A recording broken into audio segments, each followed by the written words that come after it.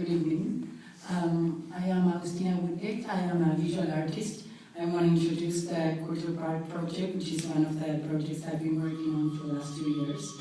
But a little bit about my work and my approach. And here is a collection of rugs that I've been developing for the last 3 years. They are all crafted out of used stuffed animals. Of course, it's a sustainable approach to animal skin rugs. All these teddy bears have been used. A lot of the work that I do has to do with sustainability and to the relationship that we have with our atmosphere, with our world, and with our materials. And this is another project that was commissioned last year during our Basel. 2 billboards and 35 bus shelters around Miami. The material that was installed is a material that reflects light, so it's actually reflecting what this stick looks like. One of the team members of Kulturpark is Anthony Spinello, who's speaking in the audience. We've worked together for 8 years. He started a gallery 8 years ago here in Miami, and his gallery is quite sustainable as well in the sense that he approaches space. The slide we were seeing was an exhibition he did at an abandoned school. Kulturpark will take place in an abandoned amusement park. That's what brought us together, together with 2 other collaborators who started a museum in an abandoned thrift store 10 years ago.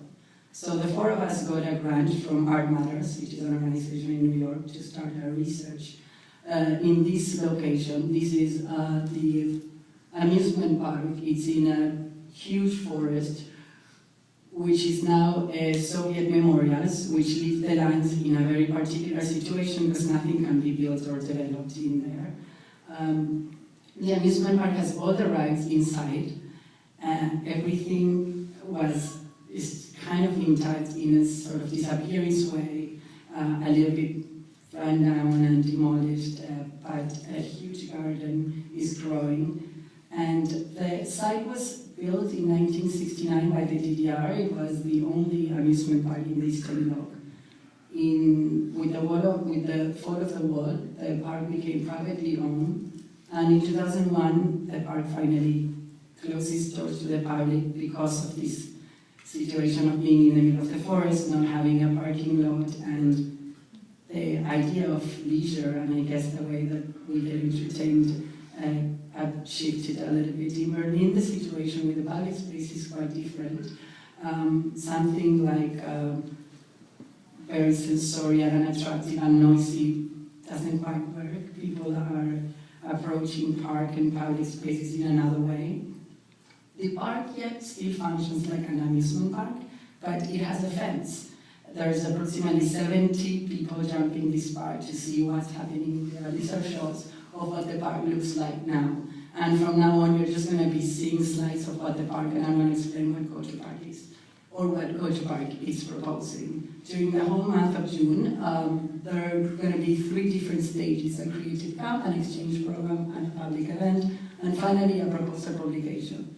In the creative camp, which is the first 3 weeks of June, we are inviting 25 Berlin-based collaboratives, all different disciplines: architects, musicians, Berlin initiatives that are proposing developments, urban design, etc. So they're all coming together, organizing a think tank together with Berlin leaders, structural community, stakeholders, etc. The park is going to function like their studio. They're going to be creating workshops, hosting dinners, lectures. There's going to be an online radio, all sorts of different activities, collecting research and investigating what this site was and what could it possibly be. The outcome of this will be a publication that we printed and somehow a master plan for what the future of distance could be. Some of these projects have a very community approach where they will be engaging with schools that are around, gardens. They're going to be creating a garden out of the park. This, for example, right, will become an instrument. Visitors will be invited to play the actual park as if it was an instrument, as well as an orchestra will be displayed inside the park. So for the first 3 weeks, the project is sort of hosting a research and an investigation, approaching the community and different disciplines, and then finally it will open to the public public so that the public can also be included in this sort of investigation and research. The park will also share this with the cities where we come from, and this is where the creative exchange comes. We were wondering how we could include Miami if we're working on a park in Berlin, yet we live in Miami, and that feels somehow off in our responsibility as the citizens of this city. So we're actually bringing each of us from the city where we're based, different students, groups.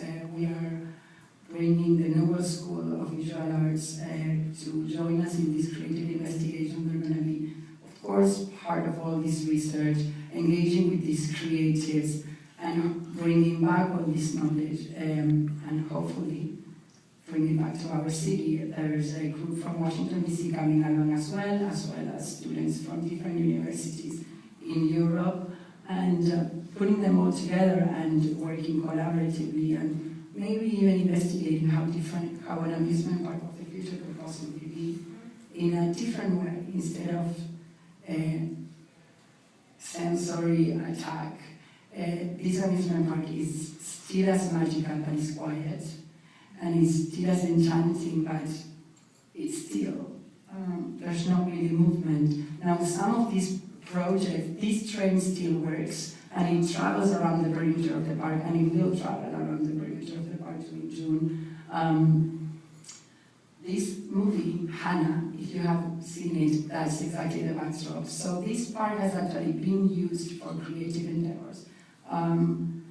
The city of Berlin is quite interested in this project, especially because it has culture involved, and other than building a giant building in the middle of the forest, something that engages communities